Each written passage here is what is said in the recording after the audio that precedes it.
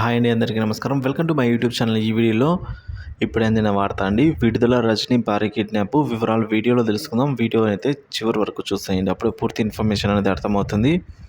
అలాగే వీడియో నచ్చినట్లయితే లైక్ చేయండి, షేర్ చేయండి. ఇంకా సబ్స్క్రైబ్ అవునట్లయితే మన ఛానల్ సబ్స్క్రైబ్ చేసుకోవడం ద్వారా నేను చేసే ప్రతి ఒక్క వీడియో మీ వరకు రీచ్ అవుతుంది.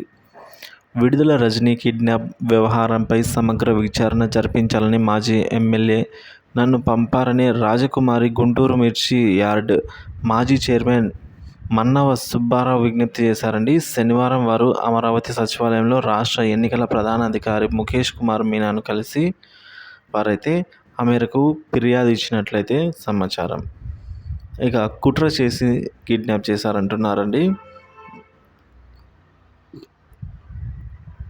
గుంటూరు పశ్చిమ అసెంబ్లీ నియోజకవర్గానికి స్వతంత్ర అభ్యర్థిగా నామినేషన్ వేయాలని ఈ నెల 25న ఎస్సీ మహిళా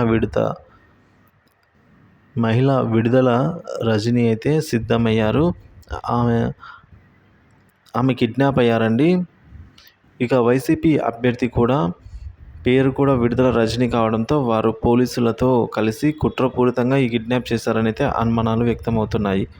ప్రజాస్వామ్యంలో ఎన్నికల్లో పోటీ చేసే హక్కు ప్రతి పౌరుడికి ఉంది. రాజ్యాంగం ప్రసాదించిన ఆ హక్కును కాలరాస్తూ ఎన్నికల్లో పోటీ చేయకుండా చేయడం తీవ్రమైన నేరంగా పరిగణించాలి.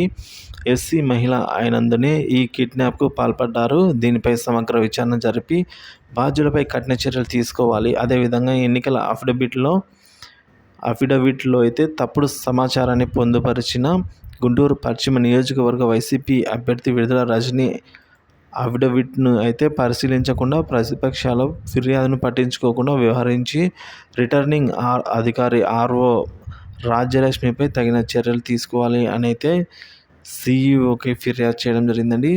సో మొత్తానికి ఈ విధంగా నామినేషన్ వేసే టైంకి విడుదల రజనీని కిడ్నాప్ చేశారని అయితే అంటున్నారు.